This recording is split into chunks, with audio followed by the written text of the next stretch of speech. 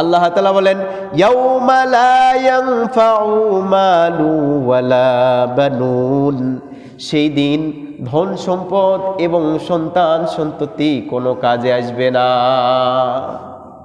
ইয়াউমা, সেই দিন, লা ইয়ানফাউ, কোনো উপকারে আসবে না, মালু ওয়ালা বানুন, ধন সম্পত্তি এবং সন্তানাদি কোনো উপকারে আসবে না।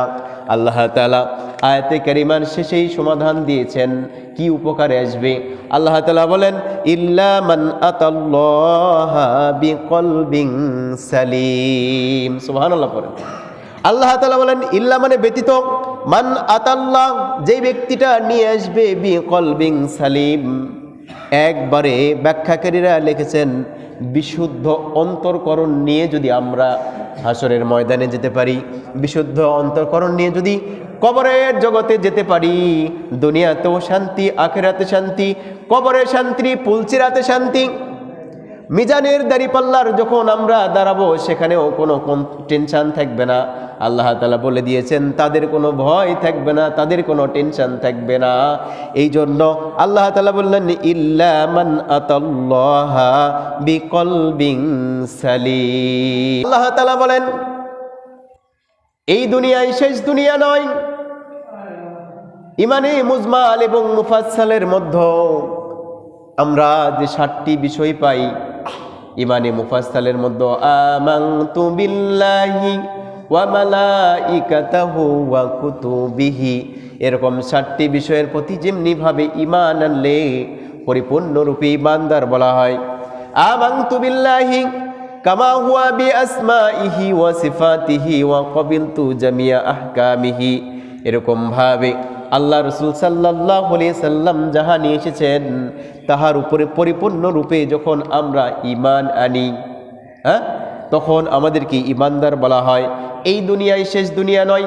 আল্লাহ তাআলা বলেন ইয়াউমা লা ইয়ানফাউ মালু ওয়ালা বানুন, সেই দিন ধন সম্পদ এবং সন্তান সন্ততি কোনো কাজে আসবে না।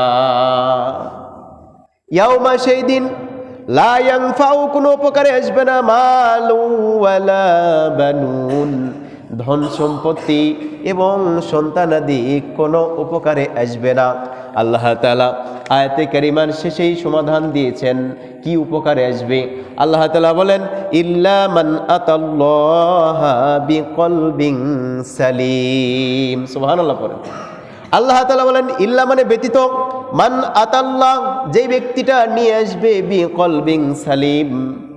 একবারে ব্যাখ্যাকারীরা লিখেছেন বিশুদ্ধ অন্তরকরণ নিয়ে যদি আমরা হাসরের ময়দানে যেতে পারি, বিশুদ্ধ অন্তরকরণ নিয়ে যদি কবরের জগতে যেতে পারি, দুনিয়াতেও শান্তি, আখিরাতে শান্তি, কবরে শান্তি, পুলসিরাতে শান্তি। মিজানের দাঁড়িপাল্লার যখন আমরা দাঁড়াবো সেখানেও কোনো টেনশন থাকবে না। আল্লাহ তাআলা বলে দিয়েছেন তাদের কোনো ভয় থাকবে না, তাদের কোনো টেনশন থাকবে না।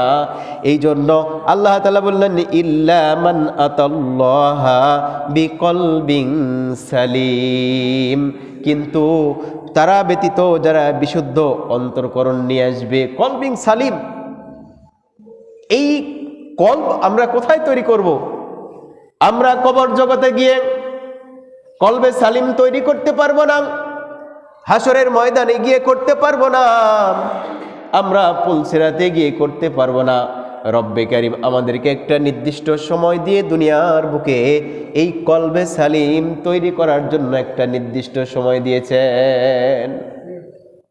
এই জন্য এই নির্দিষ্ট সময়ের মধ্যেই আমাদেরকে কলবে সালিম হয়ে আমাদেরকে যেতে হবে। কারণ যখন আমরা এসেছিলাম নিষ্পাপ, নফসে মুতমাইন্নার অধিকারী করে রব্বে কারীম দুনিয়ার বুকে আমাদেরকে পাঠিয়ে দিয়েছেন। একটা শিশু বালেগ হওয়ার পূর্বে যখন মারা যায় তার কোনো হিসাব হয় না, সে জান্নাতি হয়ে যায়। আল্লাহ তাআলা এরকম ভাবে কলবে সালিম করে পাঠিয়ে দিয়েছেন।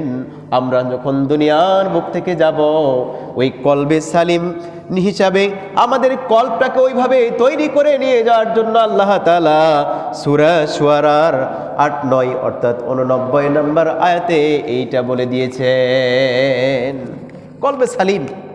প্রিয় ভাইয়েরা, আমরা জীবনে যেটাই করি না কেন এই জীবনের অংশ হিসাবে আমাদেরকে কলবটাকে তৈরি করে নিতে হবে। কলবে সালিম যদি আমরা না করে যেতে পারি, তাহলে আমাদের এই জীবনটা হয়ে যাবে বৃথা।